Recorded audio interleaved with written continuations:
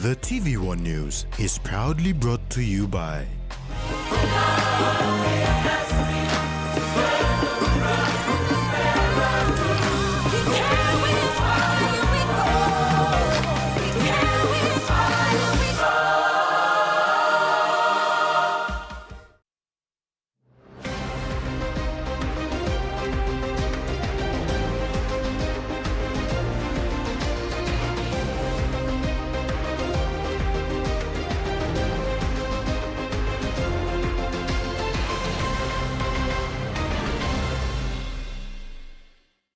Hello, I'm Jasmine Aero-Jack with Thursday's news.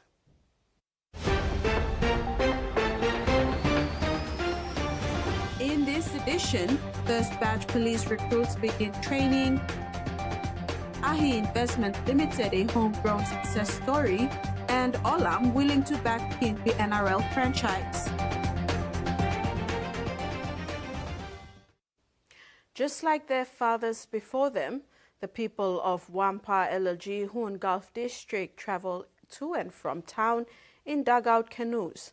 However, unlike their ancestors, the rising cost of living has made movement out of their villages become more of a luxury than a necessity.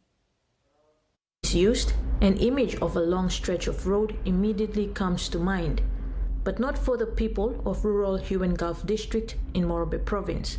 For them, the Makam River is their highway as they travel down in motorized dugout canoes called Mon to get food supplies, building materials, to access education and health services, or to transport their cash crops like cocoa and coffee. With the country preparing to celebrate 50 years of independence, all the people of Ngaraguma, Chiats and Mafanazo want is road accessibility for the Watut River communities. Kisa Giwisa from Chiats village in Wampar LLG was helping to load cargoes onto the Mon at around 6:30 p.m. after a 3-hour trip from Leh. I'm now you looking how transport me plus away come road Kisa. Me plus move around triple transport. Kalau motokano, semotokano. Kalau gen oleh likar, buat saya lebih gross lakuti mai gen. Taksi molkar lo highway na hotel lo town. Untuk koko, garden kai, ulwanam vanilla, coal, ulwanam local market lo helping play. Good time, no good time. Plus move one day good time. Maybe some rain, 6 minutes plus some time. Man se wet antalo kono even o kago so ka sto kago na kago blow some dan se wet pagara sometime to come down morning time atemol kago blow maketo se coco na some like se waratu se rain section ni plus time or sometimes engine problem kanu se kaptai atemol kago tu. Giwisa said it would be a dream come true for his people if they could use only one type of transport to move to and from town, not to mention the money they can save from this.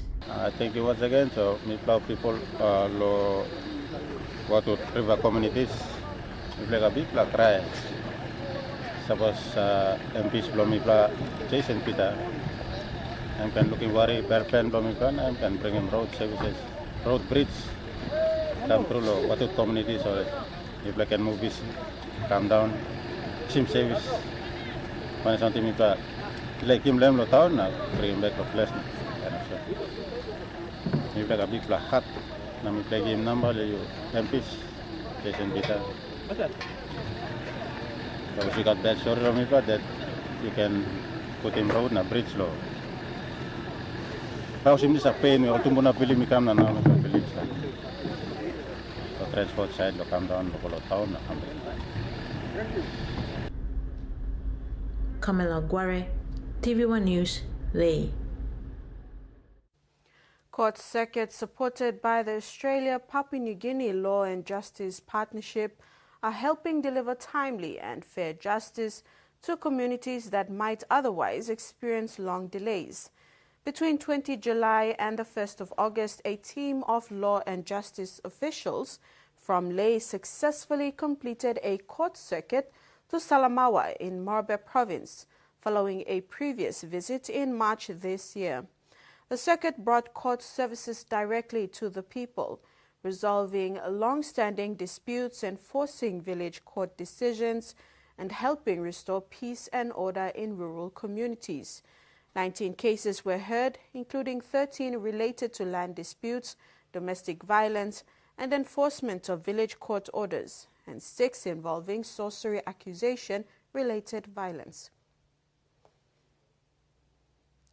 Prime Minister James Marape has reaffirmed the independence of Papua New Guinea's judiciary as the foundation of national unity, democracy and sovereignty, declaring it the better arm of governments that has safeguarded the nation for the past 50 years. Marape said this during the 2025 International Conference on Judicial Integrity and Well-being held at the APAC House Wednesday. Speaking at the opening of the International Conference on Judicial Integrity and Well-being at APAC House in Port Moresby, Prime Minister Marape welcomed judges, legal scholars and practitioners from PNG and abroad, emphasizing that the rule of law remains the anchor of the country's stability since independence in 1975. Marape said our diversity of over 1,000 tribes, more than 800 languages and hundreds of islands have been bound together by one constitution and one judiciary. For 50 years, the courts have been the safeguard of our freedom, our unity, and our democracy. They remain the final arbiter when politics is divided. Prime Minister Marape traced PNG's journey from its ancient cultural heritage to modern statehood, noting that the judiciary has been central to maintaining order in one of the most culturally diverse countries on earth. Papua New Guinea is privileged, and I joined the Chief Justice and Deputy Chief Justice in welcoming all of you, and as you will possibly see, a snippet of how our judiciary in PNG has anchored the diversity we call PNG today.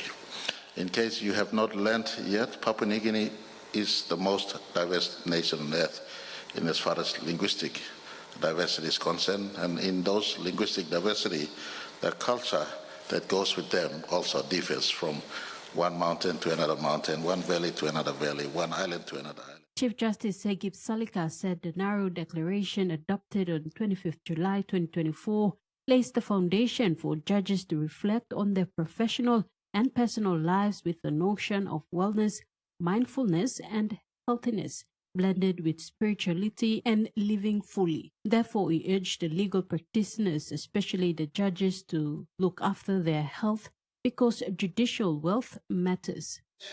Judicial wellness matters. And if you're a Chief Justice, that is a growing matter for each individual Chief Justice if you are a Chief Justice of your country.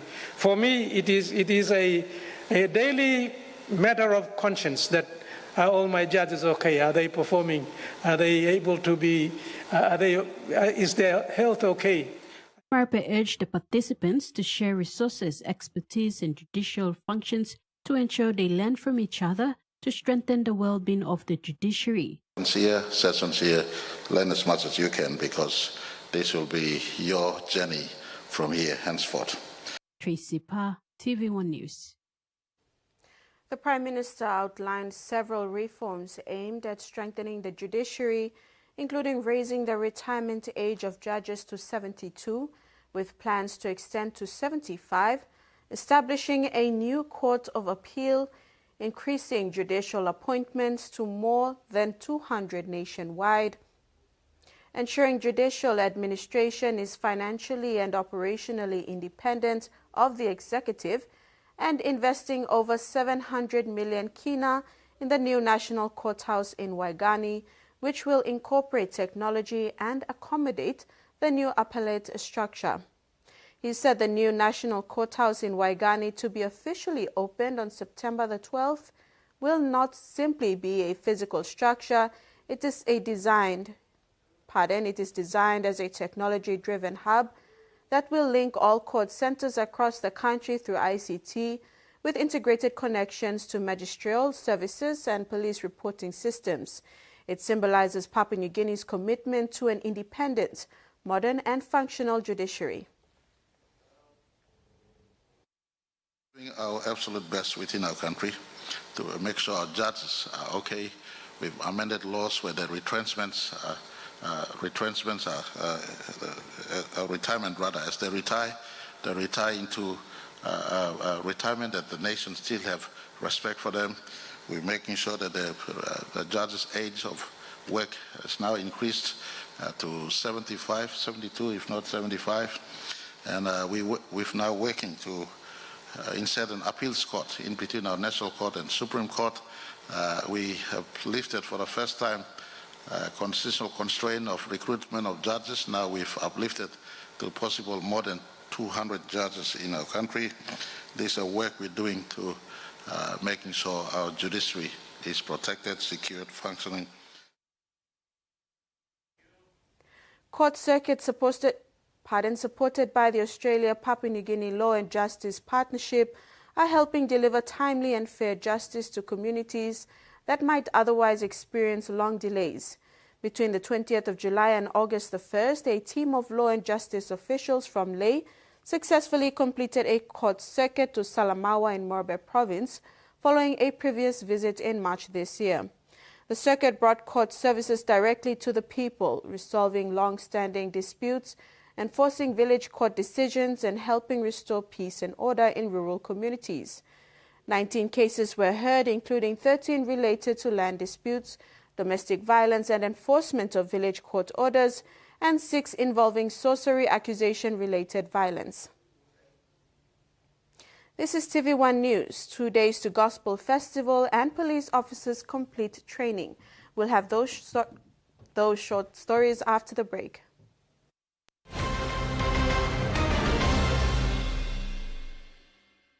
For too long, banking has felt out of reach for many. But now, BSP's One-Took Wallet is here to change that. Send and receive money, pay bills, and top up. It's your money, wherever, whenever. Because at BSP, we are committed to improving how our customers connect to our One-Talks, to our family, to the ones we love. BSP's One-Took Wallet. Money made easy. Dial *131# for everyone. Hiya, Mama. You wait then, but me add him special flavor. Put in more flavor, put in more taste. Magic kakaru, get up a big smile on face. Time for Kim chicken, a great kumutu. Sip, sip, the moo, yes, magic on you. Maggi, PNG and Mia. Find PNG made. We've been traveling along this road together for over 50 years. Ella Motors acknowledges the visionaries and hard work that have been the driving strength to continued nation building. We live, prosper, sustainably grow with the community, whilst developing quality mobility chains, aspiring to be your first choice on every occasion. Ella Motors, celebrating with Papua New Guinea throughout our independence golden jubilee. P&G's favorite soft drink now in bottles. Goldspot brings you fresh, bold flavors in brand new 500ml bottles.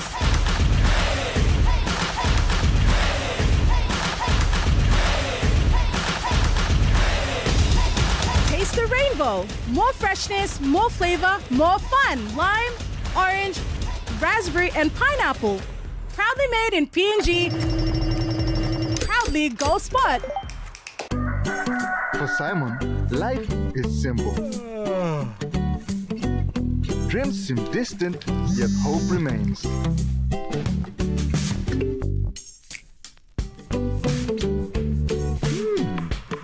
One ticket, one dream. Simon's world changed forever. Yes! From small dreams to big possibilities. The One-Took jackpot is here for everyone. Win big every day. How would you describe your mother? My mom is beautiful. She is strong like Superwoman. I love my mom because she always takes care of me. My mom She's so patient and loving. I feel she's always around. Caring. She works so hard and always wants the best for me. She's soft like her love. My mom is everything, and I don't know what I'd do without her. Softland, fragrance of a mother's love.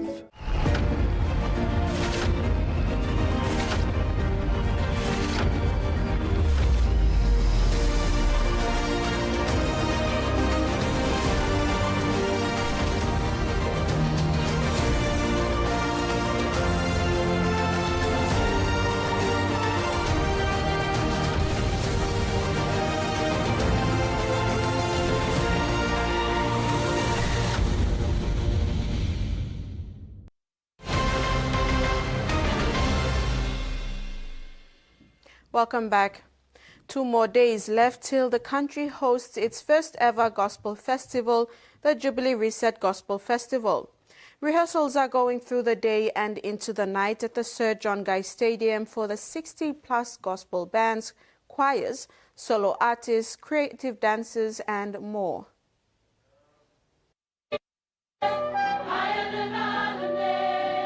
The country will be expecting to see 60-plus acts, including performances by Solomon Islands Band, Scripture Vibration, to join in and uplift the name of Jesus. It was also made known on the committee's Facebook page that Sinach's band from Nigeria has arrived in Port Moresby. They are now gearing up for the weekend. We've got a video of her and talking, and we'll get some more videos. Also, Scripture Vibration from Solomon Islands are coming. The full band, and they're excited. They got a video on that one, and you've got our own PNG bands, choirs, string band, creative dancers, from those who worship on a Saturday and those who worship on a Sunday. They're all coming together for this program. So our very own local artists. It's an honor to sit down with this man here, the chairman, and also Pastor Tony. P2UIF, Voice in the Wind, Pastor Oswald Tamana, by 30-plus years they've given to the gospel music industry in Papua New Guinea. 30-plus years. Some of us were in diapers when they were already doing music, and now we get to stand beside them and even sing because they paved the way. Jubilee Reset Gospel Music Festival Committee member and founder of the Covenant Creed Ministry, Pastor Anthony Ando, will be performing his popular Secret Place and Hallelujah. Pastor Anthony's music has blessed Christians across the country for years. There were many events and activities and gatherings, but it was always in different groups, different places, different times. But this is a very new experience for us in the city and also for the nation because of the way everyone's coming together. One of the exciting things that we got to meet other people we never met, and also a great opportunity for a lot of young people who wish to have access to certain figures, certain people, and this event has just made it possible.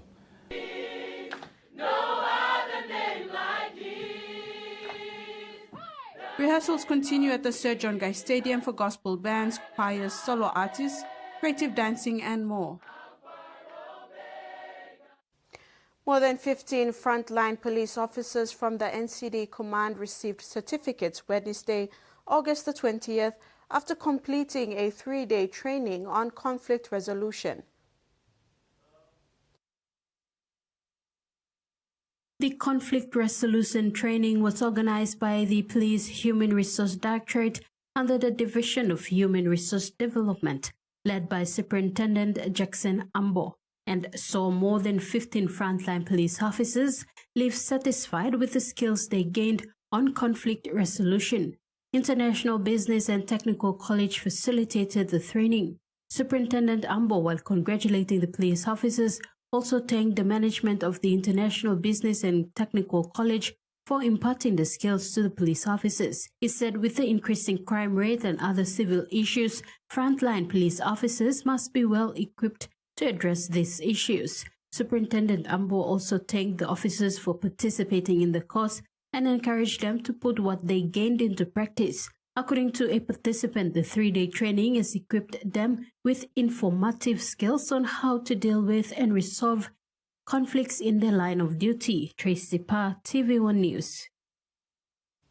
Oktedi Mining has donated a 3,000 kina check to Okma Junior High in Western Province to help complete vital school projects and strengthen education services for the community. Chairman of Oktedi Landowners Royalty Investment Trust and Milom Group of Companies, Henry Asekim, explained that the 300,000 kina is only the first installment. He said the donation will help the school put up a solar system and carry out essential maintenance.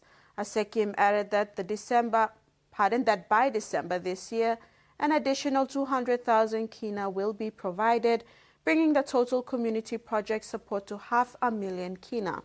With this new funding, Okma Junior High School is set to upgrade its facilities and continue serving the community for generations, ensuring both the late president's vision and the partnership with Milom Investment remain remembered.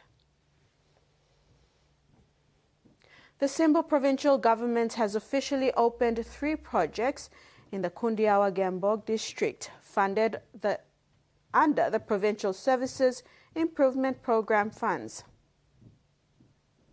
Projects focused on the construction of new staff houses for Kondo Maugondo Memorial High School, Barangil High School, and Kundiawa Lutheran Day Secondary School. Each school received 200,000 kina, which was used to build teacher housing and purchase white goods, creating a more supportive learning environment for students.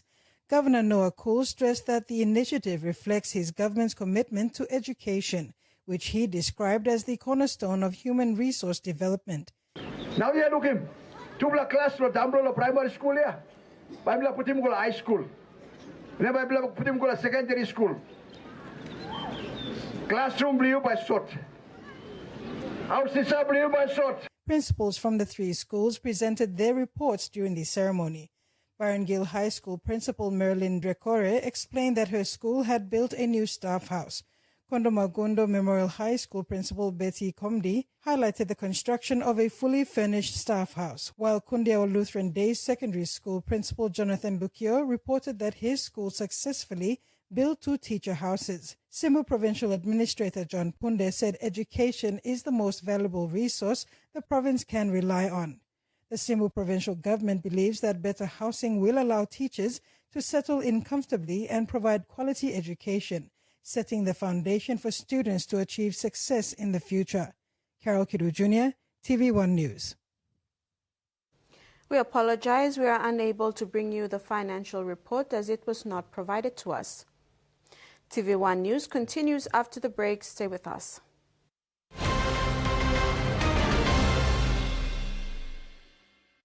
Banking doesn't have to be complicated. With PSP's One Talk Wallet, control your money wherever, whenever. Dial *131#, enter your PIN, select cash in or out, and generate a secure code to withdraw cash. It's the only wallet for cardless ATM withdrawals. Send and receive funds, pay for goods and bills, or withdraw cash with ease. All with PSP's One Talk Wallet. PSP's One Talk Wallet. Money made easy. Dial *131# today.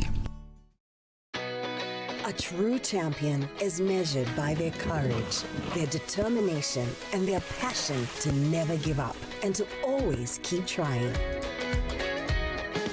With a delicious Milo and milk taste and added nutrients, Milo and milk is a great way to fuel our little champions with nourishing energy every day. Because true champions give it their all. Milo, P&G e Mia. Pine P&G made.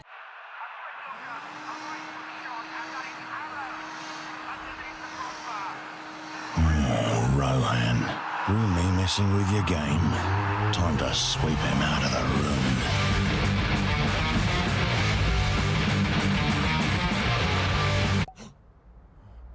Or maybe not. Ding bang ding, ding ding bang, bam bam bang, ding bang ding, bam bam. Life is about making memories, sharing new adventures. Go beyond the familiar. Don't let bacteria hold you back from experiencing the world.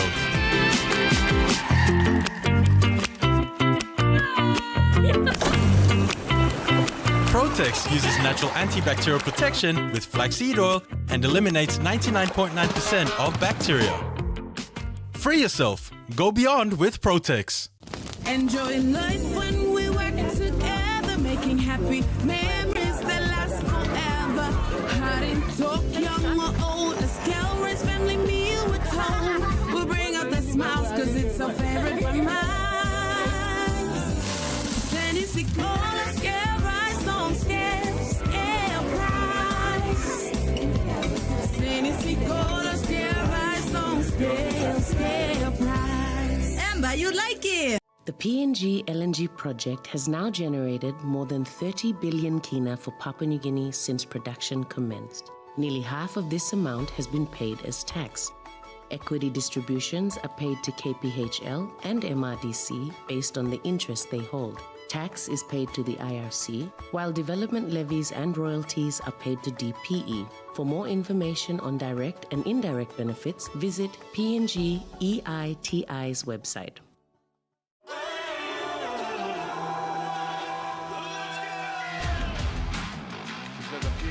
Now, first piece of the ball, good roll on here by the Seagulls. Watching the shot time and almost getting away from the defence there. Oh, here's a break. Back on the inside. Too good from Winner Manley. Oh, here he goes. The footwork. And the referee says it's all clear. Great try.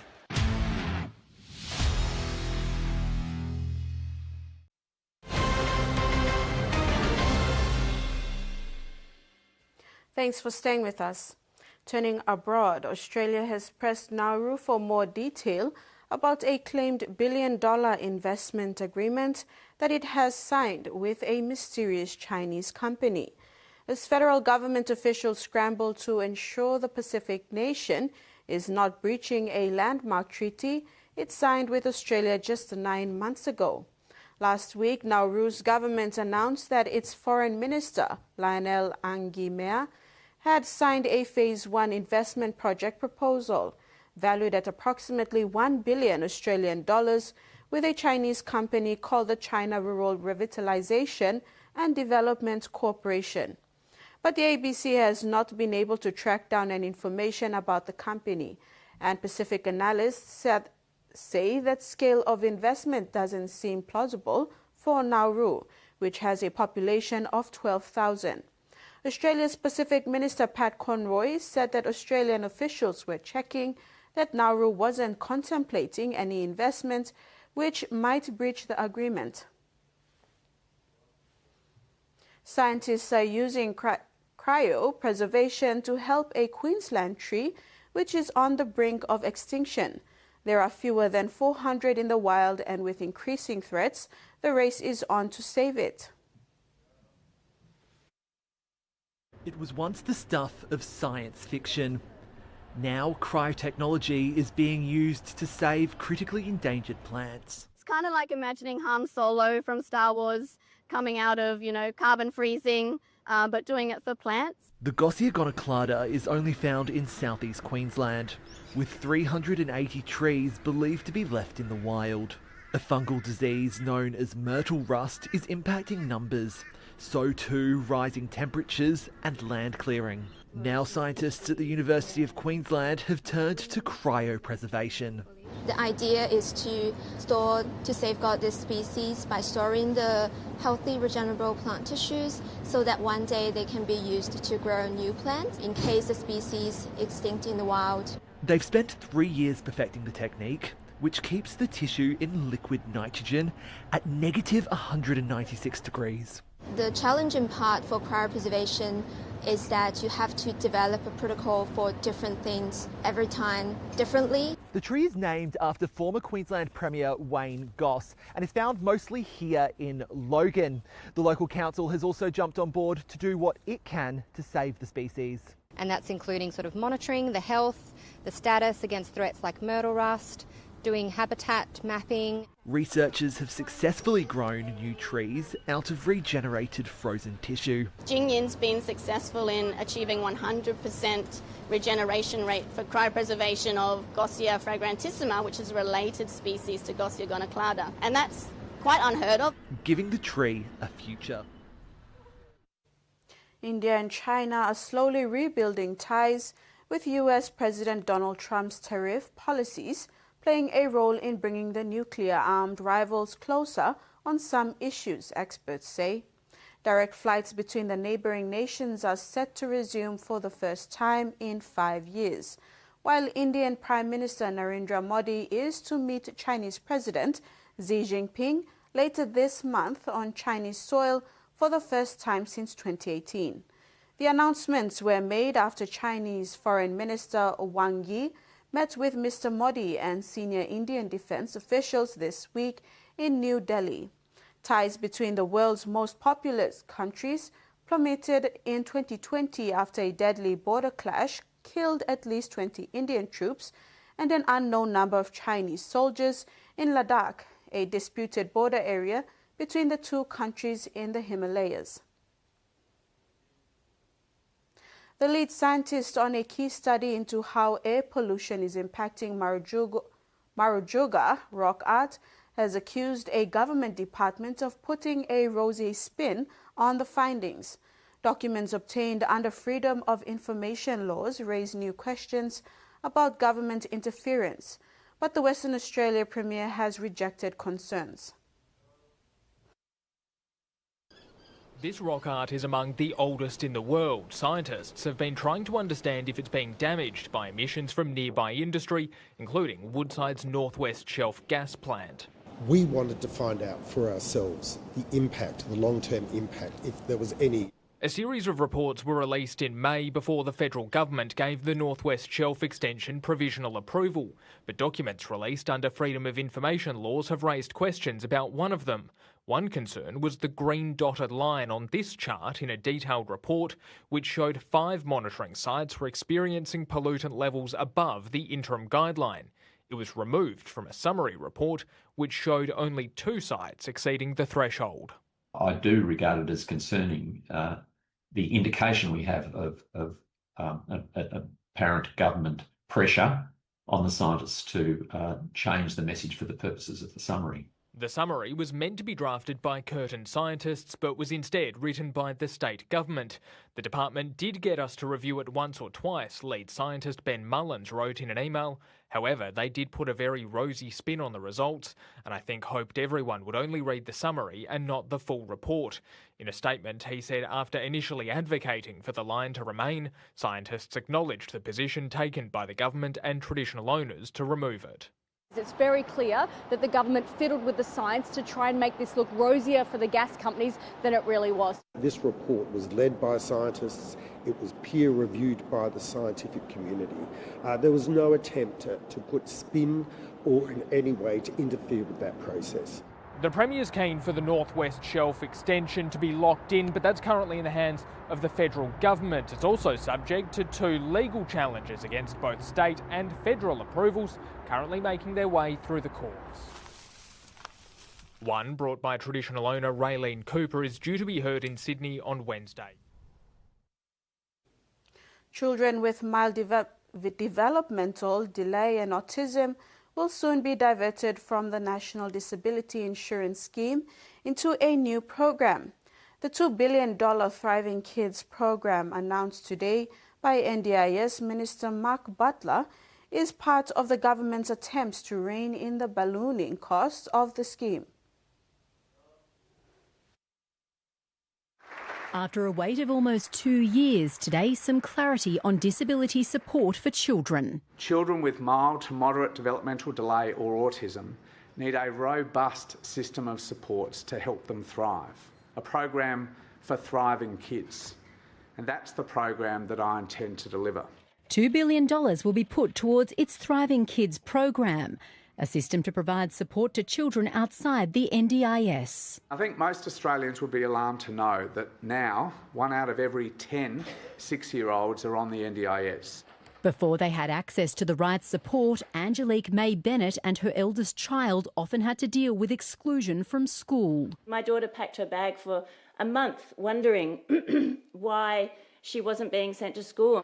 The NDIS provided the therapy her daughter needed. The NDIS was just life-saving. But the scheme's growth is a concern. In 2022, its budget was expanding by 22% a year. The government is on track to bring that down to 8%, but the minister says he wants to see that reduced to around 5 or 6%. He said half of new NDIS entrants are under 9, most of whom have developmental delay or autism. Diverting this group of kids over time from the NDIS is an important element of making the scheme sustainable and returning it to its original intent. Minister Butler says he wants the program to start in July next year. Disability advocates worry that doesn't leave enough time for consultation. Let alone a really thorough and rigorous procurement process to make sure that only supports that are evidence-based and will truly meet the needs of the community will actually be the ones that are funded. Those with more moderate and profound types of autism will need to remain in the NDIS because they do have a significant and lifelong disability. The disability community is optimistic about today's announcement, but says the devil will be in the detail. They agree the NDIS needs to be financially sustainable, but that consultation over coming months will be vital. Thanks for watching TV1 News. Later in sports, Kiap remains optimistic and Octedi Sports kickoff.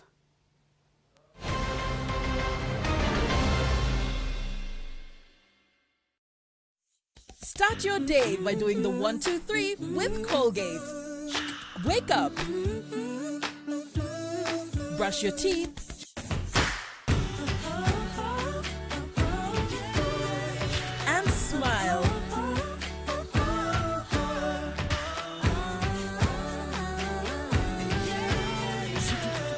Smile throughout your day with Colgate.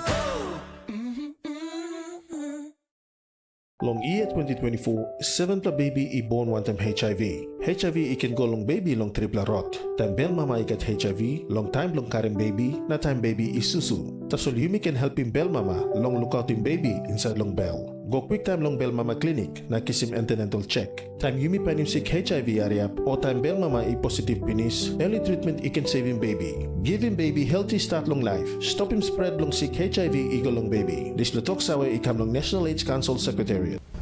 Mr. Russell, vi måste isim sa bungulungi.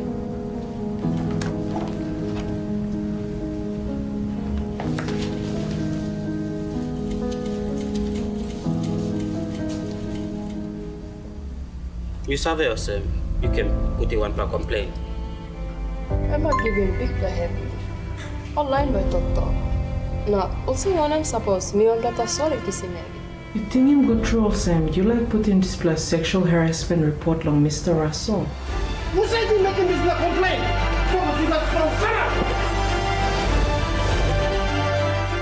Joining BCFW na all member blong ni plan na sanap strong against workplace harassment.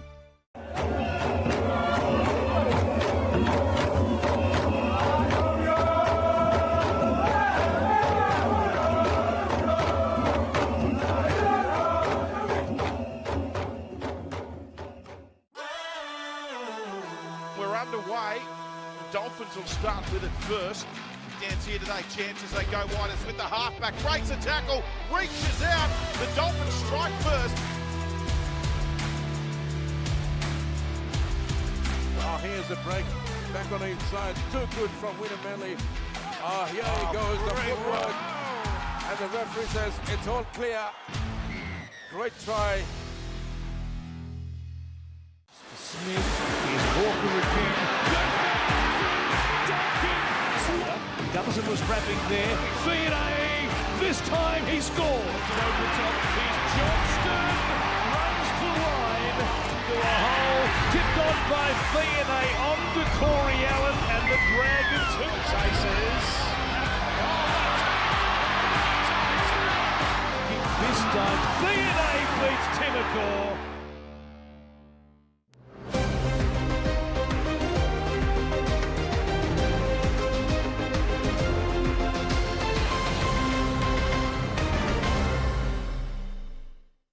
Welcome back. Kumuls Petroleum Holdings Limited yesterday announced its renewal of a 3-year sponsorship to the PNG National Men's Rugby League team, the PNG LNG Kumuls. The 3.3 million kina platinum sponsorship over 3 years will cover the Kumuls international matches in the annual Prime Minister's 13 and the Pacific Championships. On behalf of PNG RFL Chairman Sandy Saka, Chief Executive Officer, PNG RFL Stanley Ondina thanked KPHL for the sponsorship renewal. KPHL has been a platinum sponsor for the PNG LNG Kumuls since 2022 and has played a major role in the development of Rugby League through its sponsorship of the school's Rugby League competition and the recent Elite Youth competition. These programs have helped young boys and men around the country who hope to one day don the Kumuls jumper. Managing Director of Kumuls Petroleum Holdings Limited, Wapu Song, said KPHL was happy to renew its sponsorship to the Kumuls for another 3 years, reaffirming its commitment to national pride, youth development, and community engagement. PNG LNG Kumuls will play in the Pacific Bowl Championships this October and November against the Cook Islands and Fiji, with the Prime Minister's PM's 13 against Australia to be played on October 12th. Terry Longwood, TV1 Sports. Enoch Maki, the PNG Hunters assistant coach and prop forward for the 2017 Q Cup Grand Final winning team, is optimistic about the team's chances of securing a top 4 finish with only 2 games remaining in the regular season. Maki knows what it takes when it comes to finals footy. Speaking on behalf of head coach Paul Ayton, PNG Hunters assistant coach Enoch Maki stressed that defense wins games. He underlined the Hunters' recent display of defensive resilience in their last 2 home matches, but emphasized the need for consistency throughout the entire game. Maki pointed out that the team's defensive performance in the later stages of their recent victory against the Magpies was lacking and needs improvement. The first game was a good one. First half we played really well. Second half, first 20 was okay, but then second 20 we dropped the beat and they came out. But after all, we won the game, so we happy with the performance last weekend. And our preparation for this week, so far so good. Happy with the preparation going this far. Mainly, I think it's mentally side. We've been hard on it, starting on Monday. So our boys are well prepared now.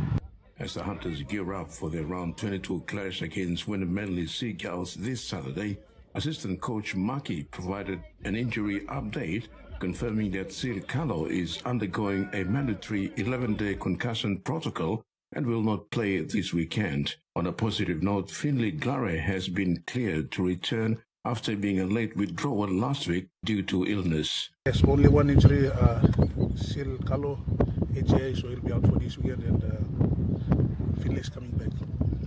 He was in the team and staff go, but last minute I'm sick really, so I'm not push, so I'm pull out low last minute, and Kaya been coming. This weekend is good to go. Still I'm sick really, but I'm feeling I'm recover right, so I feel confident about the travel on them this weekend game. The Hunters are looking forward to a grudge match against the 4th place Manly Seagulls, who are seeking to bounce back from a loss last week. In their previous encounter, the Hunters secured a convincing 30 points to 12 victory over Wynnum at the National Football Stadium during round 8. Maki acknowledged that facing a top team like Wynnum will be a considerable challenge. Yeah, Wynnum good side, top 4 team, stronger side, so message throughout the weekend also. Just focus on the go league is the right preparation room must go on point right, then go around the face Wynnum. So all this weekend about us preparation blood on. When discussing star fullback Sonny Wabo's form and his influence on the team, Maki noted Sonny has been a huge part of the team. Since his return from injury, he's been a significant boost both on and off the field, bringing energy and a positive vibe to the team. In reflecting on the current season, Maki highlighted the strong bond and camaraderie among the players, which he described as second to none. He reiterated Paul Ayton's focus on the importance of getting the little things right, while the results will take care of themselves. Terry Longwood, TVWAN Sports.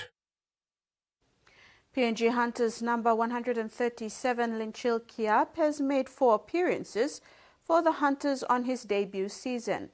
The Maestro number 9 for the 2024 Judicial ExxonMobil Cup premiers, Mount Hagen Eagles, has made significant strides in his short rugby league career.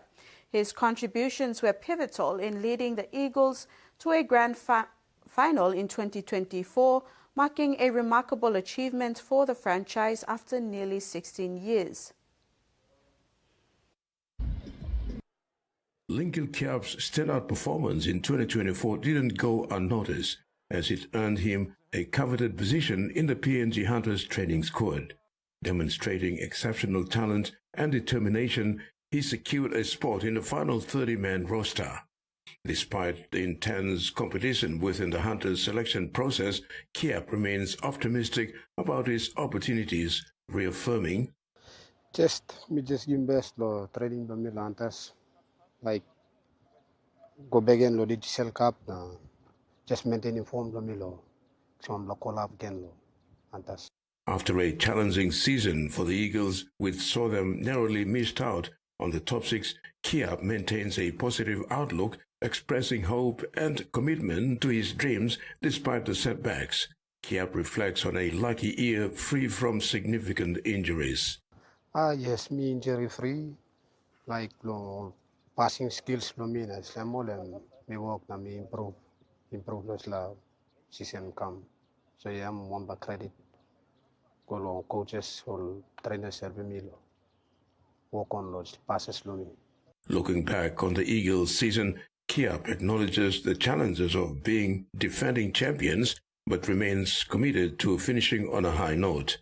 He emphasizes the importance of team over individual accolades. You may start off, good to match lo best up lo season, like we were champions, so we have to finish lo at least number on a high note, lo work towards next year. So yeah, like as my opinion by me now, me must put him team pass lo at least finish on a high note.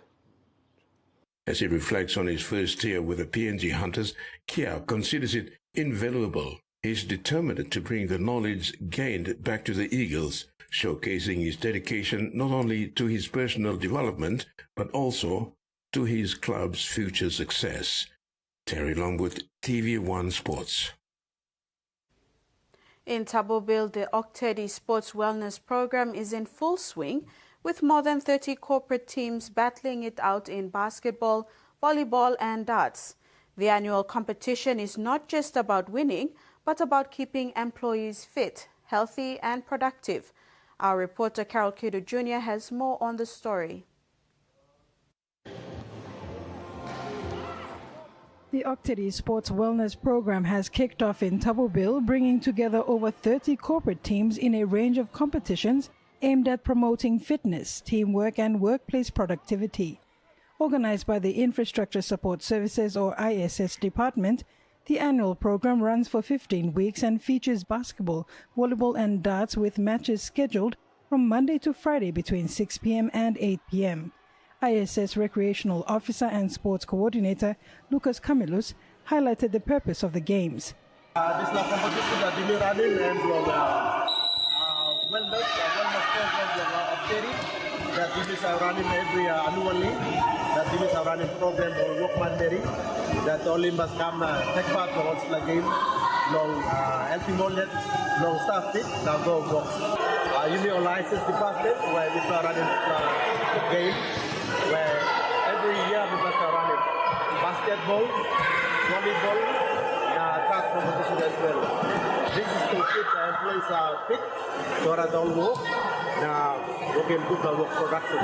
The competition is already in its 5th week of the season, with 10 more weeks of games before knockouts and finals. Last year's volleyball title holders, Mobilan Catering Services, remain the defending champions. These wellness games running annually have become an integral part of Octedi's culture by encouraging employees to balance fitness and workplace demands while fostering a spirit of corporate unity. Carol Kiru Jr., TVWAN Sports. There's plenty to play for at AAMI Park on Friday night as the Bulldogs look to get back on track while the Storms chase a 9th home win of the season. The only home loss in 2025 for the Storm came against Manly in round 20, while the Panthers, Sharks and Broncos count among their victims at their AAMI Park fortress.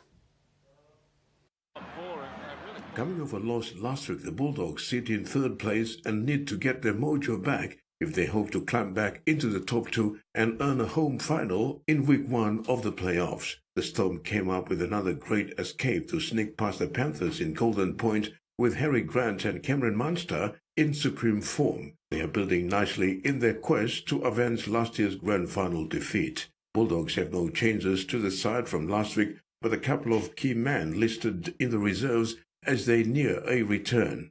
Back rower Sitili Tupanua and winger Marcela Montoya are both in the frame for a call-up later in the week after missing their 4 games and 6 games respectively. Star Storm fullback Ryan Peppenhausen has been named in the extended squad as he looks to return from concussion, so Cameron Munster is listed at fullback for the time being. Sean Blow will miss the game due to an ankle injury, enabling Joe Chan to start in the back row while Bronson Garlick joins the bench. Also listed among the reserves is Nelson Asofa Solomona after 2 games with the Sunshine Coast Falcons in the Queensland Cup.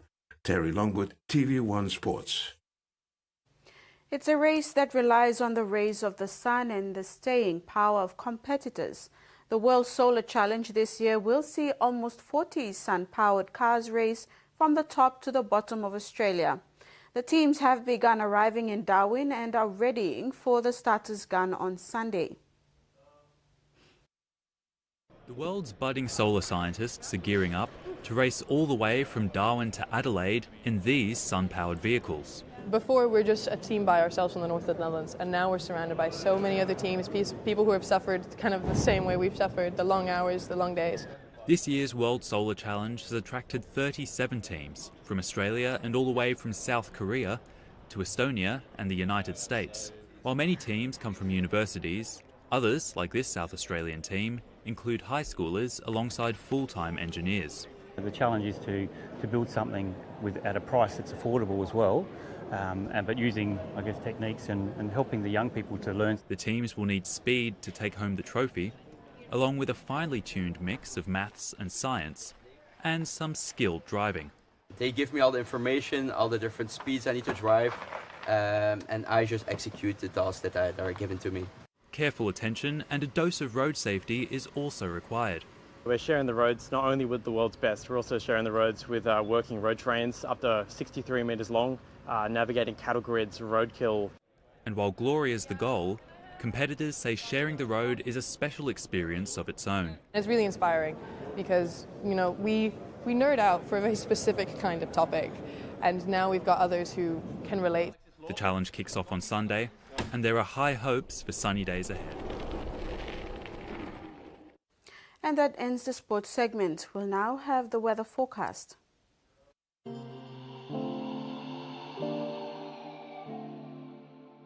Regional forecast. Southern, Port Moresby partly cloudy.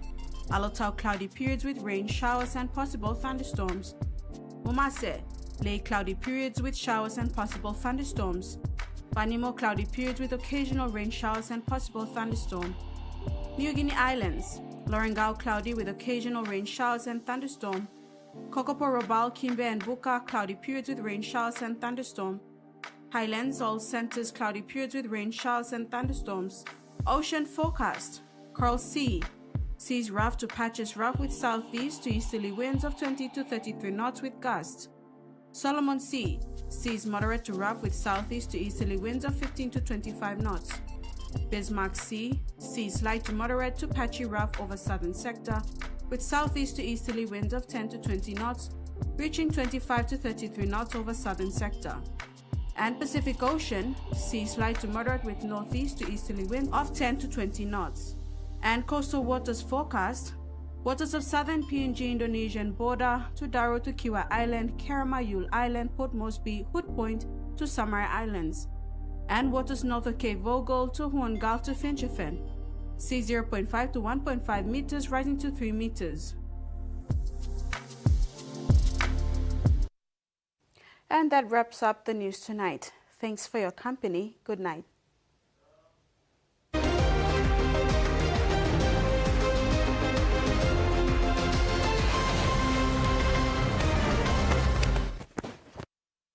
The TVWAN News was proudly brought to you by